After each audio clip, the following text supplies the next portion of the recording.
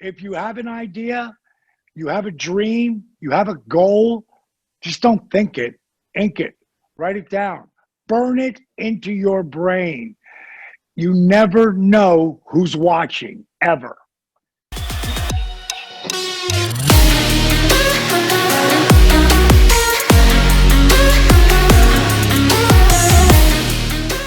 Welcome back to the Max Out Show, where today I'm absolutely honored to talk to the WWE Hall of Fame wrestler, Diamond Dallas Page. DDP had one of the most unlikely journeys to becoming a top wrestler ever, but his positivity, work ethic, and energy have brought him to the top over and over again. As a world-renowned fitness guru and founder of DDP Yoga, as well as the author of the incredible book, Positively Unstoppable, DDP will help you own your life. So DDP, welcome to the show. Hey, good to see you, Max. It's good to be connection with the motherland, because I actually have my grandfather. My grandfather was from Germany, and my other side of the family, my great grandfather was from Germany. Wow. So, a little bit. Before I changed my last name to Page, that literally branded Dallas Page as my name. It was Page Joseph Falkenberg, and that's Falkinburg. And my grandfather on my other side was Seigel. So very German names. Yeah, for sure. You know, the thing is, in German, Falkenberg sounds so cool, but then when you go to English language, Page is just so much cooler, especially in wrestling. So you know what I find so crazy about you is that you've been knocked down by life so many times throughout your career, and every single time you managed to get back up. So can you first take us back to that moment at age 12 when that car hit you and the doctor essentially took away your first dream of being like Joe Namath?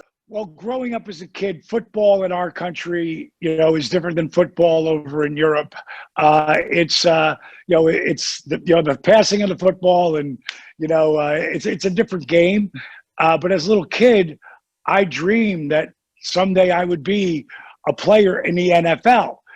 And when I really look back at my whole life, everything I ever dreamed about that I made a goal and then put the work in, I achieved. So I honestly believe that would have happened, but then I walked out in front of a car.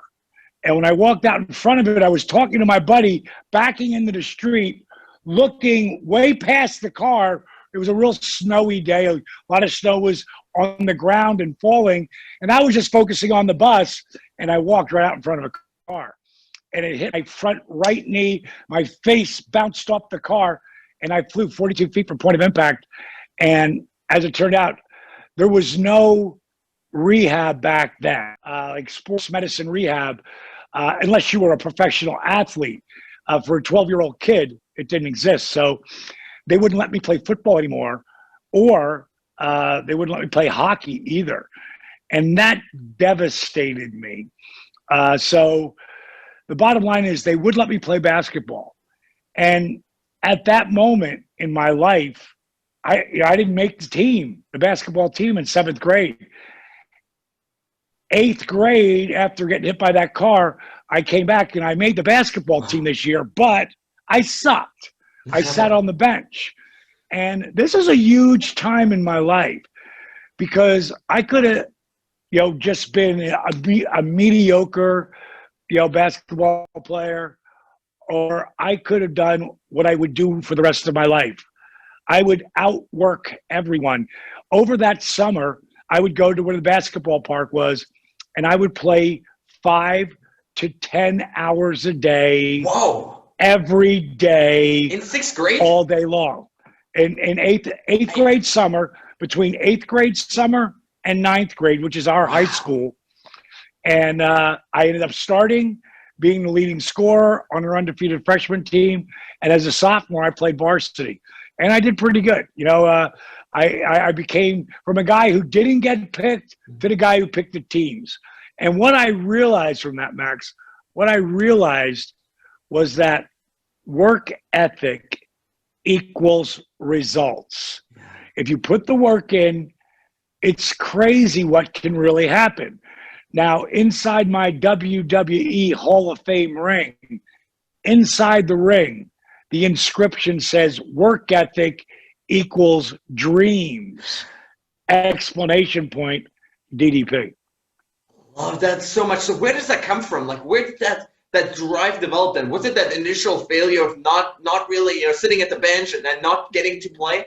Or where did that drive come from to just outwork everybody? Frustration. Because as a football player, even a hockey player, I had a lot of natural God-given gifts. I was aggressive. I played hard. It wasn't like you could practice football, or even practice hockey. You could skate, but you can't practice hockey unless there's a team. The beautiful thing about basketball is you can do just about everything, but play defense by yourself.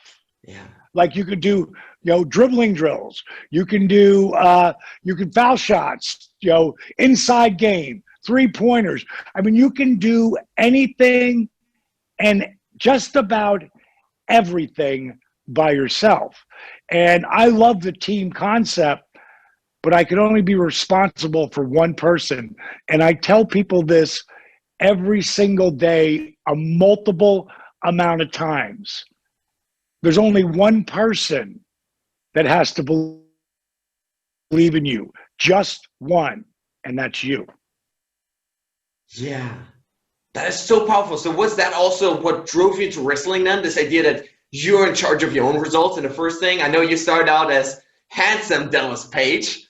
So if we fast forward to the time you turned 22, Right. How was that start back then? Like, how did it feel to finally get into his first match? I was so green.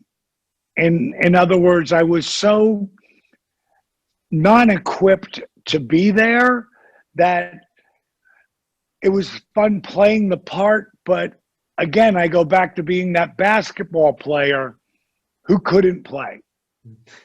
I had a little bit of game, but not really, not compared to all the other guys who've been doing this for years. I only had about 3 months of doing that. And then I torqued my right knee, the same one I got hit by the car. So I got my first actually opportunity to run a little bar, a rock and roll bar. When I figured I'll just take a couple of months down, heal my knee again, and go back.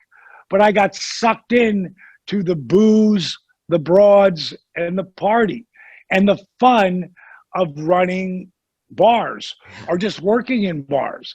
And that was like when I wrestled, it was 1979. I had 3 matches. And then the 80s came along with the WWF becoming the World Wrestling Federation, the WWF, and the whole Hulk Hogan thing and Roddy Piper and all of that. Wrestling started exploding in the mid-80s. And I was so upset with myself for not following the dream and putting the work in that I stopped watching wrestling. And then one day I was turning the channels and I came across a guy with Gorilla Monsoon who had a leather jacket on and a do-rag and these crazy glasses and a boa around his neck. And I was like, who is this guy? He is so far over the top, but he just spoke with conviction. And it was Jesse the Body Ventura. And him and Gorilla Monsoon were the play-by-play and the color commentator. And the first match that would come on was a guy who carried a bag over his shoulder with a Fu Manchu and long black hair.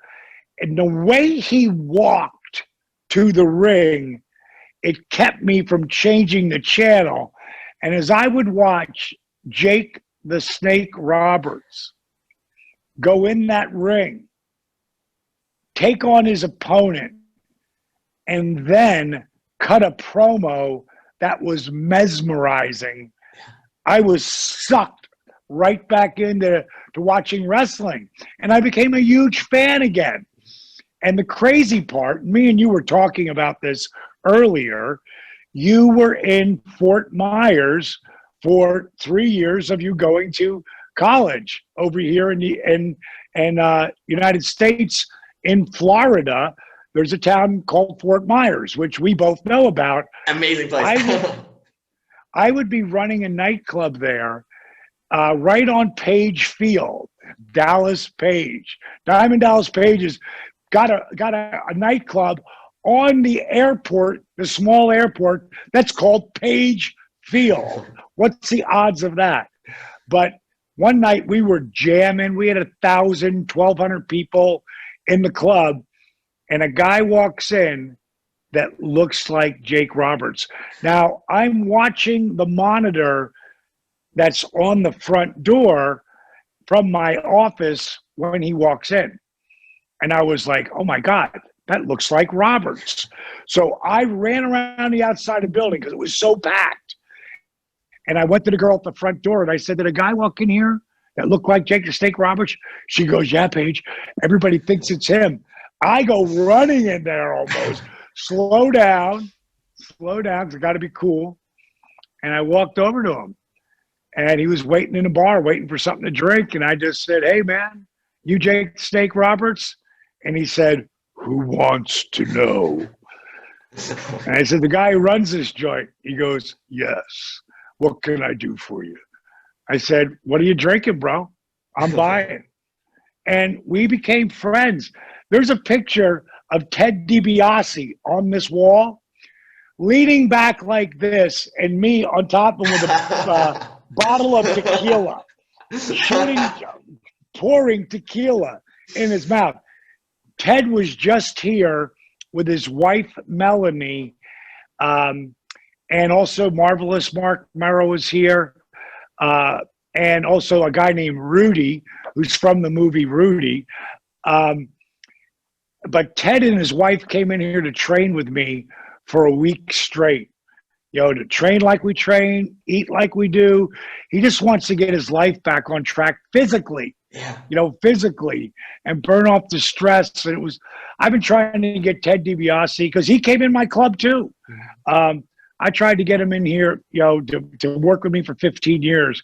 And then he finally did. Wow. And he was blown away that he was doing so little, and his heart rate was so high, and he was pouring sweat, him and his wife both. And so they're on the program now, and I really hope they stick with it. So, hello, baby. That's incredible.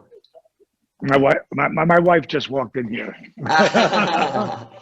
so that was, you know, that started to light a fire under me again, thinking about wrestling. And one night, I would collect the cash drawers, you know, what the bartenders put the money in. And then we all go back to my office, and then we all count them. And I was watching a video called Girls Just Want to Have Fun by Cyndi Lauper. And Captain Lou Albano, a wrestler who became a wrestling manager, was on it with Cyndi playing her father. And it was just Girls Just Want to Have Fun video.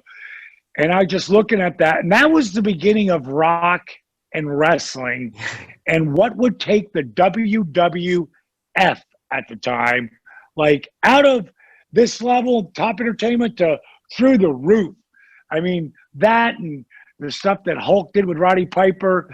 I mean, it was, it exploded wrestling at that point. And there's Captain Lou on the screen. And I just said rock and wrestling. I should have been a part of it. Not talking to anyone but myself. And then I went back to my office, and one of my bartenders walked in. We called him Smokey. That was his nickname. And Smokey comes in, he goes, Paige J, what do you mean rock and wrestling? You should have been a part of it. And I said, I tried it when I was a kid. He said, really? He goes, what was your name? I said, Handsome Dallas Page. And he went, whoa, you can forget about using that gimmick anymore. And everybody laughed. And we just start talking about wrestling. And then, we're drinking, it's after hours, and we're doing shots. And at some point I just say, I'm too old to be a wrestler. I was 31 at the time. I said, but I'm not too old to be a manager. And Jimmy Hart has the Hart Foundation. What if I was Diamond Dallas Page and my wrestlers were from the Vegas, what is it? The Vegas Connection. Not Vegas Connection, the Diamond Exchange. That was with me and Kevin Nash. So what if I was Diamond Dallas Page and my wrestlers were a part of the Diamond Exchange? And everybody's like, woo, shot, drink. The thing is, though, I wrote it down, and about a week later, there was a group that had a cable station, a video cable network that wanted to do a story on the guy that was behind the voice of Norma Jean's dance club. That was the name of the club. And they called me up and said, would you do an interview with us? I'm like, sure, come on in. And they filmed me in my 62 pink Cadillac, convertible pink Cadillac. It looks incredible. They filmed me at the studio. Right? They filmed me at the studio. I'm wearing a WrestleMania t-shirt. I'm not a wrestler. I'm not in the game. I loved wrestling. And at some point, they came to my office, and I'm sitting in that desk where I wrote Diamond Dallas Page, the Diamond Exchange, the Diamond Dolls, the whole thing. It's all sitting on this desk written there. And a lot of times in my commercials, I might throw in, ooh, yeah, don't miss it, hot legs. You, yeah, don't miss the hot legs. Wednesday night. So I'd throw in Randy Savage or Hulk Hogan or Jesse Ventura. And they didn't know if it was them or if it was me.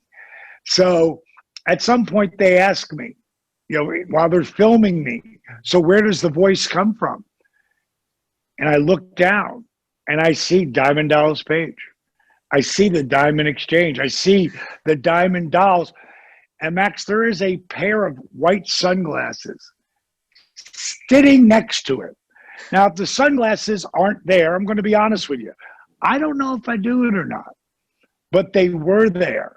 So I grabbed those sunglasses, I threw them on, and I said, the voice comes from Diamond Dallas Page, did it. I was born to be a professional wrestling manager. And then I took the glasses off and continued the interview, and someone saw it. His name was Smitty, and he had his own radio show. And he called me up, and he said, I'd love to have you on my show. I saw the Party News Network piece that they did on you. And I was like, Smitty, I don't really do it. It's just something in my head. And he said, well, he goes, it doesn't really matter. It's radio. I said, bro, I don't feel comfortable. I don't know enough about it. And he said, well, I'm going to have Captain Lou Albano on. Now think about that. I'm watching the video screen 2 or 3 weeks before. I'm looking at the video screen and I say, Rock and Wrestling. I should have been a part of it. Yeah. Captain Lou Albano is in the video. Now he's going to be on this show. I said, you're going to have Captain Lou Albano on your show? He's like, yes. I go, can I talk to him? He said, of course. You'd be my resident expert. I was like, I'm in. Hell yeah. So bottom line is, it's a long story, but it all has so many meanings to it. So bottom line is, I do it again with Sergeant Slaughter. Afterwards, Smitty says to me, you really got to do something with this Diamond Dallas Page thing. Like, there's something there. And I go, do what with it, bro? It's just in my head. And Smitty had been a friend of mine, after that for a while, but he knew who I was, and he knew my nightclub had one promotion after another. And he said, "You're one of the smartest promo guys I've ever known." He said, "You'll think of something. I've got this guy named Rob Russin. He used to promote boxing. That's how I know him," he said. "But now he's promoting wrestling for the AWA. Why don't you just send him a tape or something?"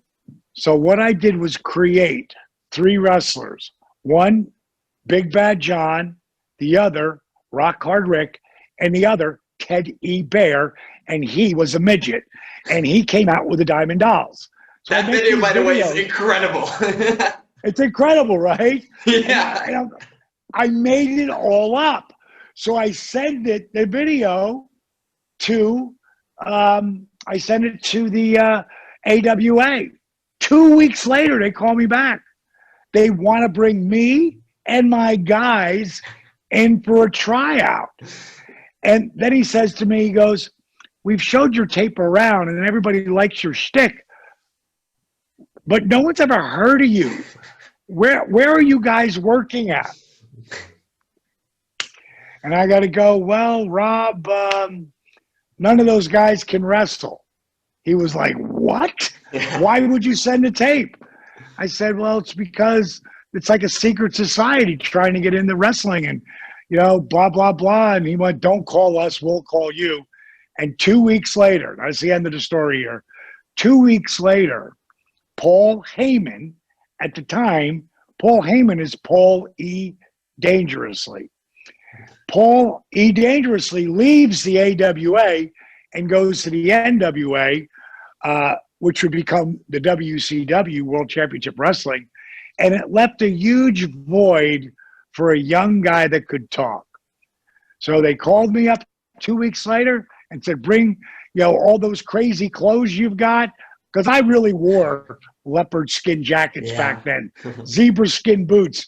Yeah, I got pictures of me with holes in my jeans from 30 years ago. And no one did it. Yeah. But I got pictures and videos of me wearing it when now everybody does it. Yeah, you set that trend. Yeah, but I don't know if it set a trend or not, but I know I was way ahead of it. Yeah. And bottom line is I got the opportunity, and that was the beginning. So here's the lessons that came out of that. If I don't write down on that blotter pad, Diamond Dolls Page, the Diamond Exchange, the Diamond Dolls, if I don't have it right in front of my face, I never mention it. I never do it. If I don't do the Diamond Dolls Page, Born to be a Professional Wrestling Manager, Smitty never calls me. We're never having this interview. So I tell people, especially, and you mentioned it earlier, Positively Unstoppable, the art of owning it. This is like a blueprint for not just success, in life, but success with yourself. Owning the story you tell yourself, owning the 6-inch piece of real estate between your ears, the story you are constantly telling yourself. And one of the things I'm a huge advocate of, just don't think it. Ink it, write it down, put it in your phone, set alarms to remind you what you need to do. The next lesson is, if I'm not doing the commercials at its highest level, the Party News Network never asked me to do the piece that Smitty would see. So Party News Network is listening to me do my commercials, which were super creative. Smitty sees what they do, and he calls me at my club in Fort Myers. So my point is, always do if you're sweeping floors, sweep them better than anyone. If you're cleaning toilets, clean the toilets better than anyone because you never know who's watching. That's the story. And that's how I would get a little bit up and a little bit up and a little bit up and a little bit up. And it was hard because I wasn't a part of the family or coming from being a wrestler. I don't think anyone, well, I know it, no one ever did what the character Diamond Dallas Page did, what the man Dallas Page did. There's no one who came out from complete obscurity into wrestling as a manager and a color commentator, and at 35 and a half became a wrestler. Career didn't take off till I was 40 years old and become a 3-time world champion and Hall of Famer. It'll never be done again, and it was never supposed to happen. I have a new documentary coming out called Relentless. And it's somewhere in that documentary, we take footage of me on the TV, on WCW, on Nitro, and I've got an ice bag on me and black eyes from my show with Randy Savage. And I say, I am an anomaly. What is an anomaly? Something that wasn't supposed to happen. And then I said this part's not in the documentary, but when I cut that interview, I said something that wasn't supposed to happen. And I happened to you, Savage. If you have an idea, you have a dream, you have a goal, just don't think it, ink it, write it down, burn it into your brain. You never know who's watching, ever.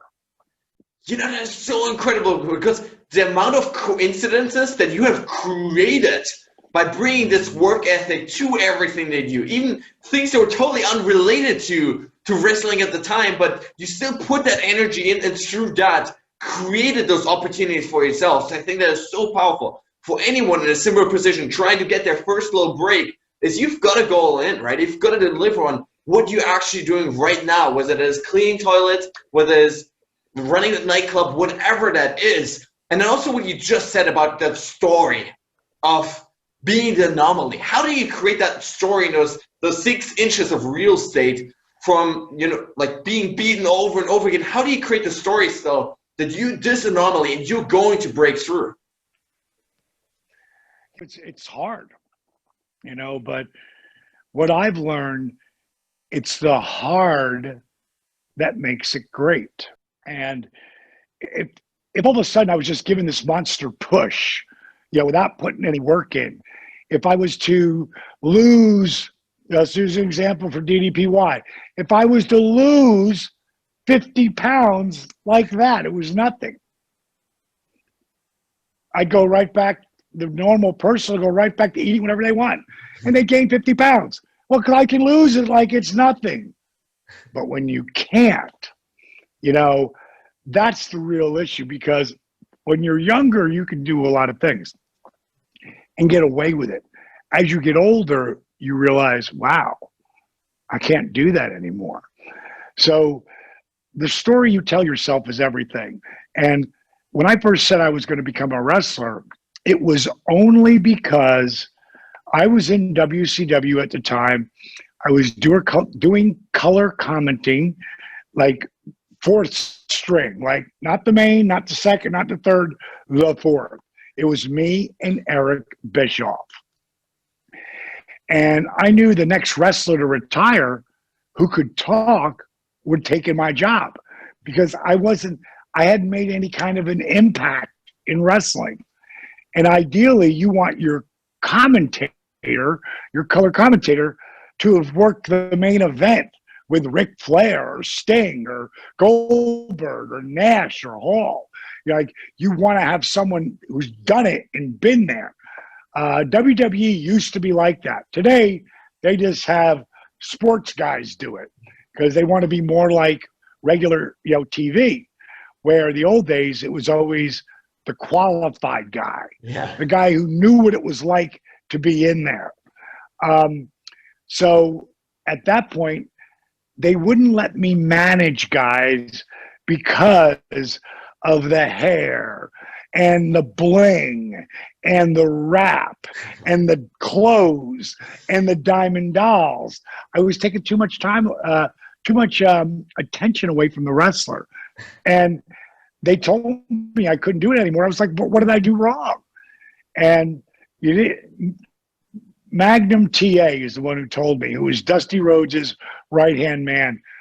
Dusty loved me, and he didn't have the heart to tell me.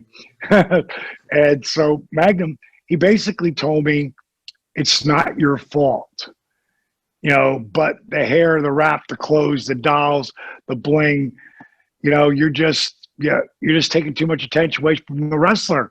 And I looked at him and I go, so what you're telling me is I'm too over the top for professional wrestling? And basically said, as a manager, yeah.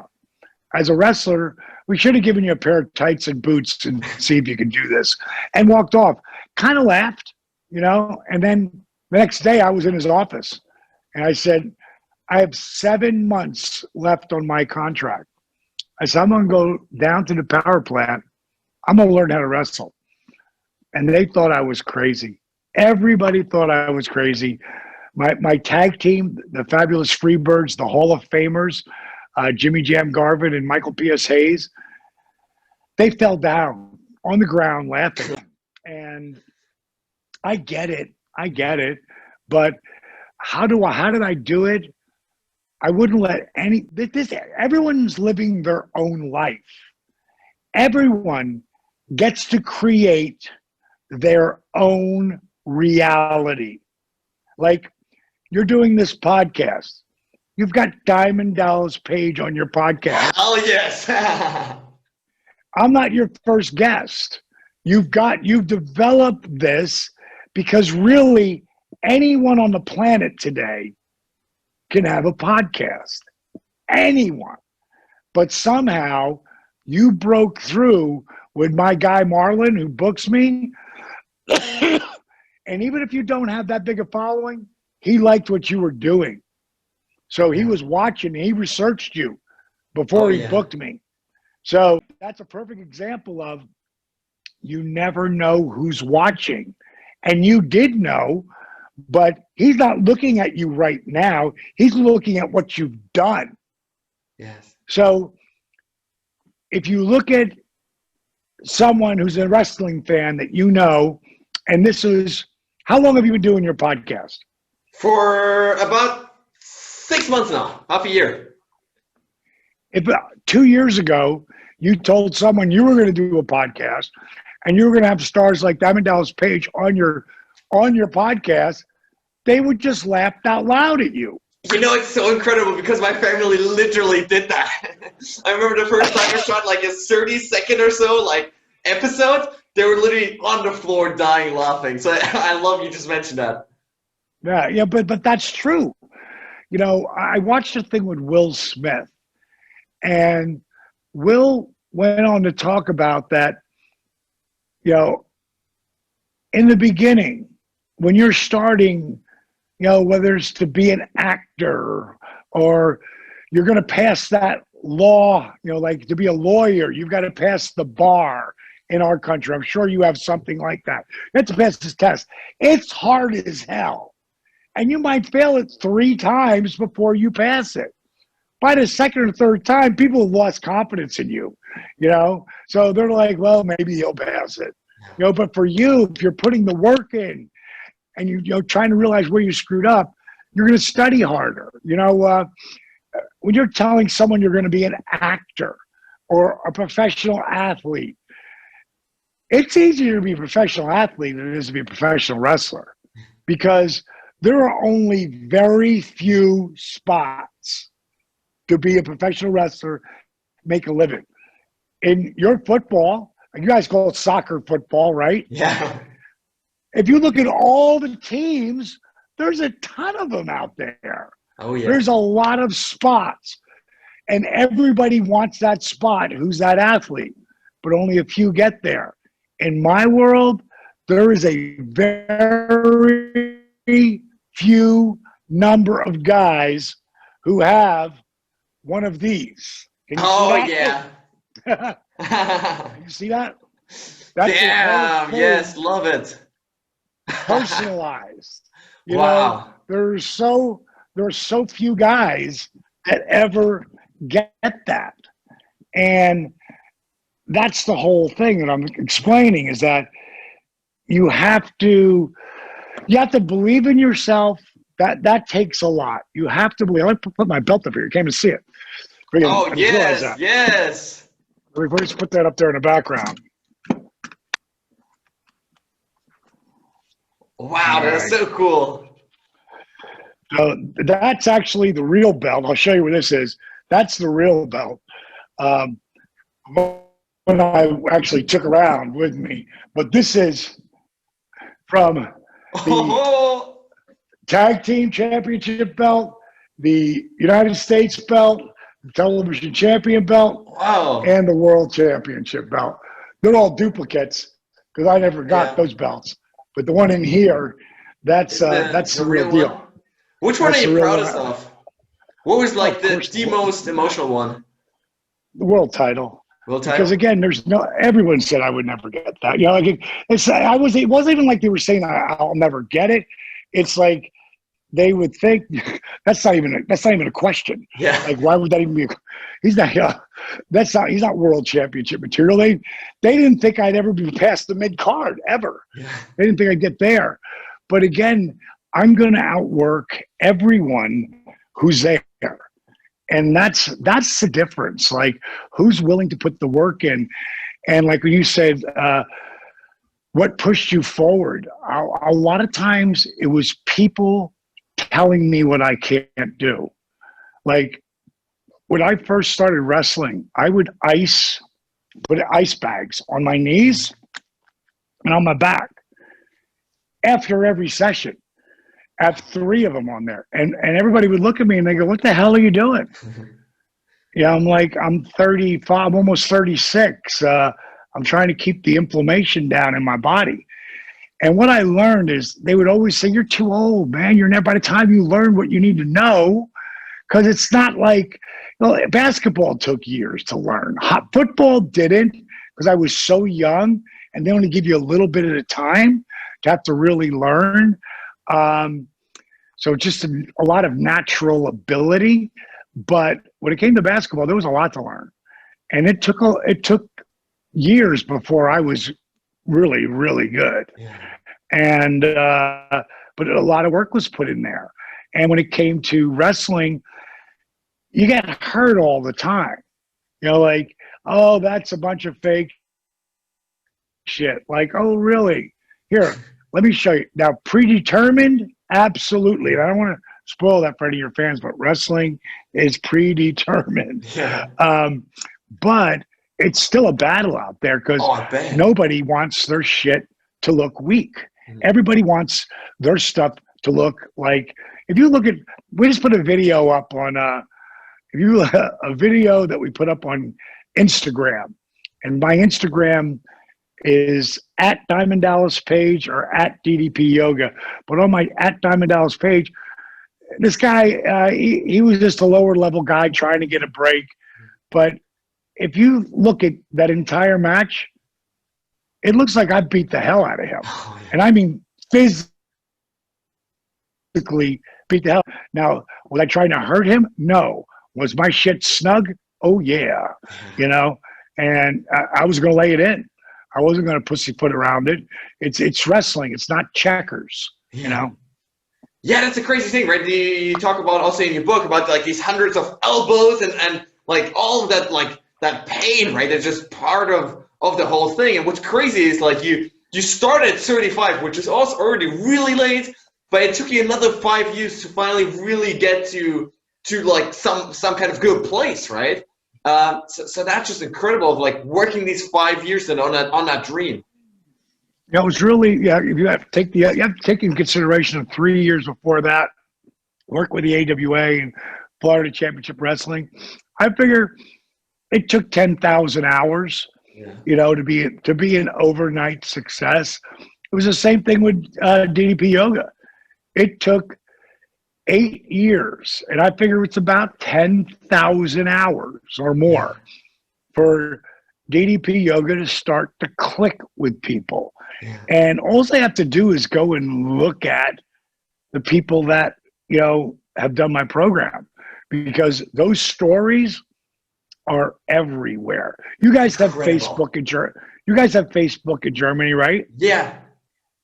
And I've been, every Monday on my DDP Yoga Now app, every Monday, and anybody wants to try it, if they go to ddpy.com or ddpyoga.com, they can try it for 7 days and get, for free, to try it and see if it works for them. And it works if you work.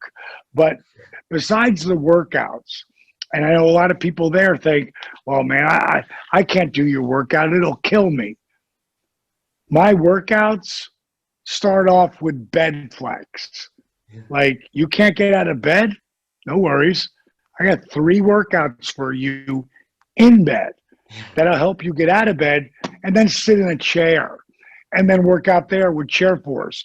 And then you graduate up to use a chair to stand and balance and strengthen and create mobility. And after that, there's a good chance you won't need a chair anymore. But they go all the way to psycho extreme workouts. So no one can tell me they can't do my program. And then to keep inspired, I've got every Monday, Motivational Monday. And every Friday, today I just came out with another, what I call Fabulous Facebook Fridays. And what I'm doing is I go to our DDP Yoga site. Now, this isn't our site, the company. This is the people who do the program. And it's one word, DDP Yoga. And to be a member, all you got to do is like the page. There's over 53,000 people who are actively on that site that are constantly, telling their stories or helping to inspire people or commenting or liking. And I mean, it's the most powerful internet community on the planet, because the people who literally do the program are all helping each other. And that's why I tell people, don't listen to a word I have to say about my own program. Go to that Facebook site and read what people write. Because once a week, I take a story. And this week's story is a guy named Dave Williams. And Dave Williams is from the UK. And when I saw it, I was like, wow, this is cool. He put a picture up of him 17 months ago and a picture of him today. The one that's 17 months ago, he's over 400 pounds. Wow. This guy is talking to this guy. And it starts out with him saying, the title is "To the Guy on the Left." And the guy on the left is him at 400 pounds. By the way, what I'm taking off right now, these are my DDPY jacked straps. They're coming out. Probably in about a week or so, maybe 2. I forgot I had them on. Okay, I lost. People trying to call in. Yeah. So if that clicks off, I'll just do that again. I don't want to lose my train of thought. Before I say, you're just talking about a story. The guy on the left. Oh yeah, the guy. He said, "To the guy on the left." And again, the left guy is like big. It's just his face, but you can look at his face and see he's a big man.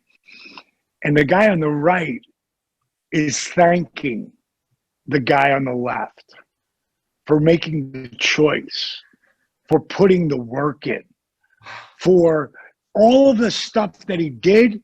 This guy today is thanking himself. Wow. 17 months ago. I was so blown away by that. Like, I was just going through that page on Facebook, DDP Yoga, one word, and it's a members only group. You'll know it's going to be 53,000 people or something like that on there.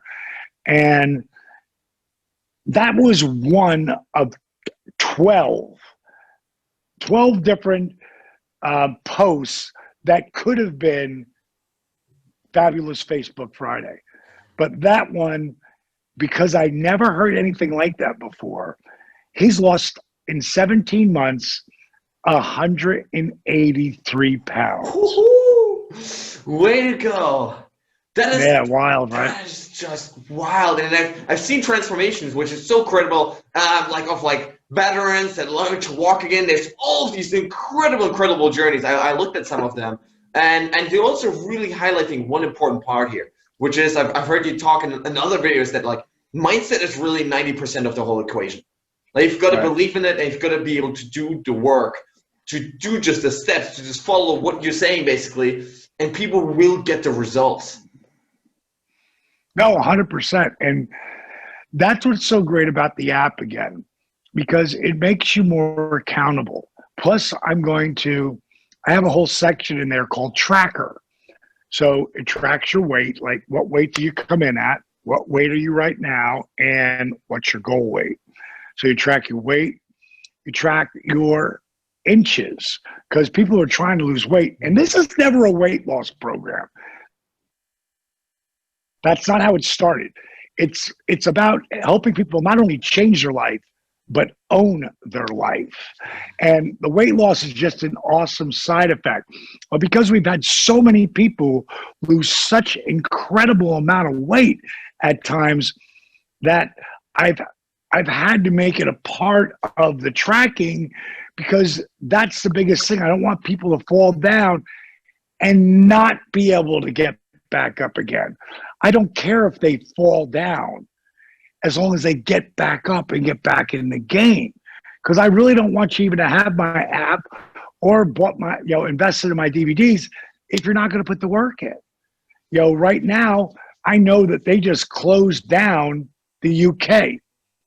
Is it closed down right now in Germany, or is it still wide open? It's sort of a mix of everything right now. Mix of everything. So you can still go outside, but restaurants, everything's closed. Yeah, but are restaurants closed? Yeah, exactly. Yeah. Oh, they are. Are gyms closed? Yeah. All of that stuff, except for like grocery stores.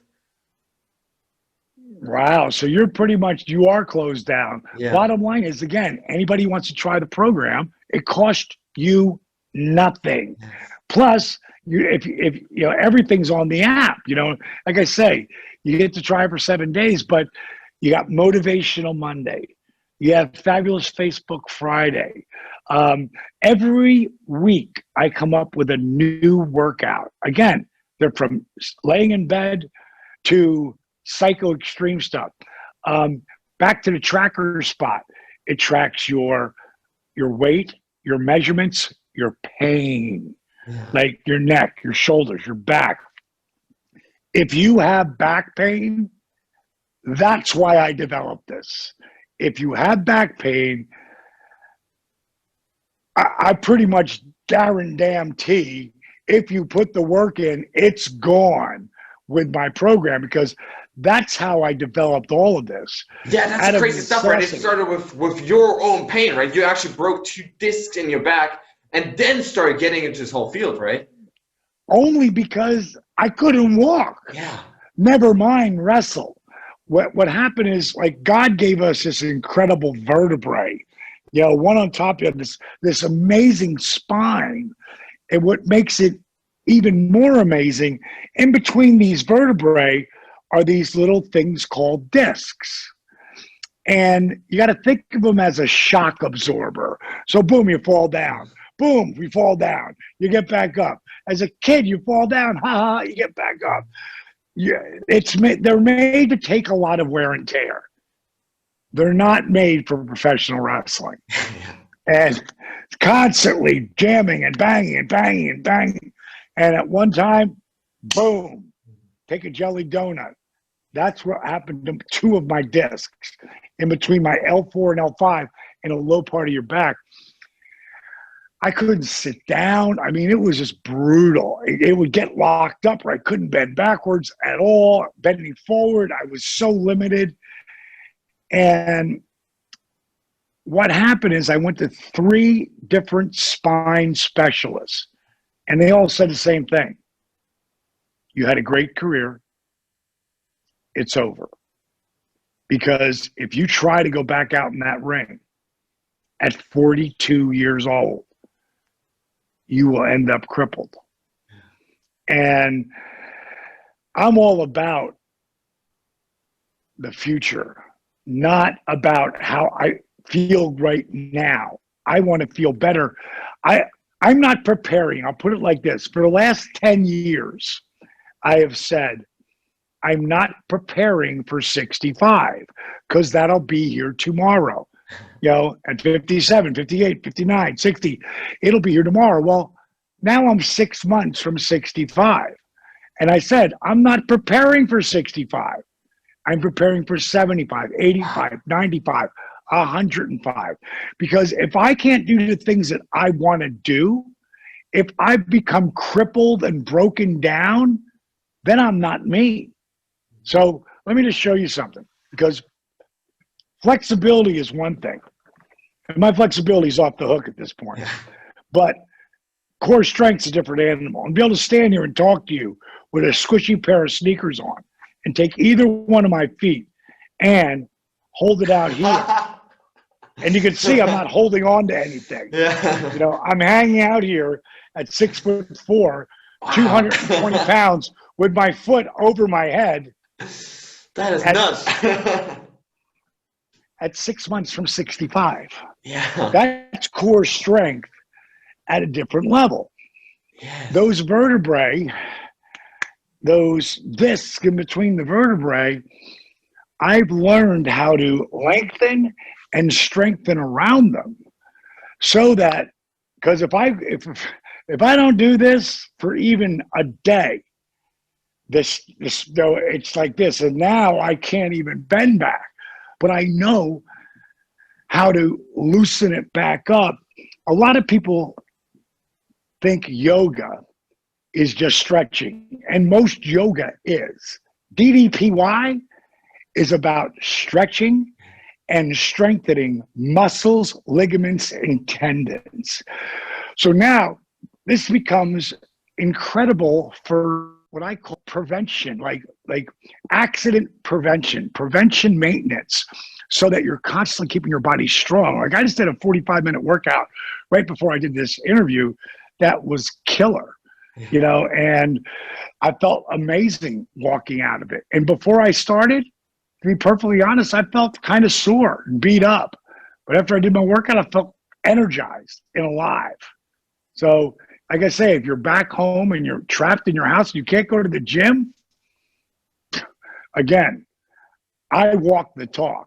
Go look at ddpy.com or ddpyoga.com and pull up just some of the videos, because it's not just pictures. Pictures you can, today you can Photoshop. Yeah, you can fake those, you can't Photoshop videos. And the stories that we have from men and women are insane. But we are primarily a male-based workout. Like on the workouts, who get them every day, probably 63% of the people who get our program are men. And if you go to a workshop that I do, like I really want to come to Germany at some point. If you do, I'll be down. Yeah, I really want to do that at some point. But I just got to get more people doing it out there before I can come. Like in the UK, that's our biggest market. Yeah, wow. Like I've done 3 different tours in the UK and had anywhere from 100 to 150 people working out with me at one time. Wow. In the States, I've had as many as 191 people working out with me at my workshop at one time. And I call them inspiration meets perspiration. Wow. Like you're going to be so inspired, you can feel like you could, feel like you could run through a brick wall, but Oh, you're also yeah. going to sweat your ass. You're also going to sweat your ass off, and that's the beauty of it. So they're like 3 hours, and then I do a autograph picture with no autographs. That take forever. Do a private picture with every single person. Wow, So absolutely love that. it's pretty amazing. Yeah, absolutely love that so much. Now, before I ask my final question, where can listeners connect with you online? You've given us some ideas. What's your favorite platform for people to find you and your work? My favorite platform is Facebook, and not my site. Even though I got 767,000 people on that, I love the Facebook. That's DDP Yoga members. And you'll be able to tell because I have the 7 pictures up on the wall. Plus, you'll be able to tell because there's 53,000 people there. You can ask those people anything. I just heard DDP on this blah, blah, blah, blah. I've got this problem. Can anybody help me? 1, 2, 3, 5 people might come on there and answer for you, or just read what people write. Now, if you want to follow me, on my personal Facebook is my Diamond Dallas page, my athlete. There's about 300,000 people on there. That's how you can tell. How many hundreds Twitter, of thousands? Well, just because if you see on there's 37 people or 150 people, that's not mine. It's not it. That's somebody else doing that. Because there's a lot of Diamond Dallas pages. Wow. People, I don't understand that, but whatever, whatever it is, it doesn't offend me, it doesn't bother me. But if you're a Twitter person, at real DDP, at DDP Yoga, again, look what people write. And Instagram, at Diamond Dallas page, at DDP Yoga.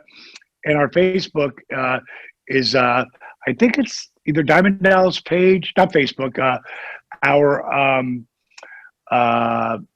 YouTube, and we've got hundreds of thousands of people who follow us on that, because we're always putting up new videos, and most of them are just about inspiring people to believe that anything's possible, and that's really the beauty. That's what we're about. The people who do our program come looking for hope, and they end up, so many of them, not just finding hope, but catching that spark of inspiration. And then they start putting the work in, and then they start posting on Twitter or Instagram or Facebook. And before you know it, they become the people who are inspiring others. And they came there looking for hope. Like, think about how beautiful that is, Max. Yes. Someone comes to a program just looking for some kind of hope. And then 6 months later, they've not only found the hope, they become inspired by spark. And then they're doing so well and sharing their journey that they end up inspiring others. Yeah. And I tell people all the time, you want to, not be so depressed, help somebody, help anybody, because it makes you really feel good about you. And that's the thing when it comes to DPY program. So many people, right now, this is a really dark time in the world, not in each other's country. It's the fucking world, and it's a very dark time, and it will get better. And you just got to believe that. You got to have faith, and you got to believe it's going to get better. And then, over that period of time, you can control what you do. And if you reach out and help be of service to other people, it's going to make you feel good about you. And that helps nullify the depression. You know, I love this so much. I think this is literally the key to life, that when you find the light of your true self, you then want to pass it on to others and become that beacon of hope, not just for yourself, but also for other people, to show them what is really possible. And I don't want to keep you too long, so last question for today. What does it mean for you to max out your life? What does it mean to me to what? To max out your life, to make the most out of your life. What is it? You know, God, I'm literally doing it right now. You know, I never really dreamed I never really dreamed I'd be in this spot when I was wrestling until the end. Yeah. And then when I got to the end of my career, I knew I wanted to do acting. I moved out to Los Angeles and I started studying. I just didn't go out there and go, "Hey, I'm an actor." Oh, I went up there and studied acting for 4 years while I was there doing bit parts. I've got a show coming out. It's a Netflix original called Gods and Secrets. It'll be coming out this probably first quarter or second quarter of 2021. And it's been 22 years to get there. And will it take off to be something big? I don't know, you know, because I don't control that. But I know that we've got a really great product and it has the potential to maybe change my life again. We'll see. In the middle of that, that's where I started working on DDP Yoga, you know, branding it now DDPY. Why? Because I want to stop calling it just effing yoga, because it's not. You know, it's so much more than just that. And what I'm doing to max out my life is I'm living it at a spot where no matter, like, I go to bed and can't wait to wake up the next morning because I know we've got something else coming that's going to blow people away. And I love that. And everything that we're doing is super positive. Everything that I'm doing right now makes me feel really good about me. And our country gave out a lot of money to companies that were losing money, you know, because got to keep the economy going. And my one business, my workout business, lost a lot of money. And I was given like $212,000 that would help to, you know, fix that. But my other company was doing so well, I didn't take it. Wow. And I know a lot of people who took the money, and I don't blame them at all. I don't look and go, "Oh, you took the money." No, like, they needed the money. I didn't need the money because I was doing so well on the app, you know, and the DVDs. I was doing so well over there that I didn't need this. And I took it as a gift on the other side, you know, as a gift from God, that if I hadn't put the work in with my team for the last, you know, 16 years, you know, and the first 8 years was just me and a guy named Robert.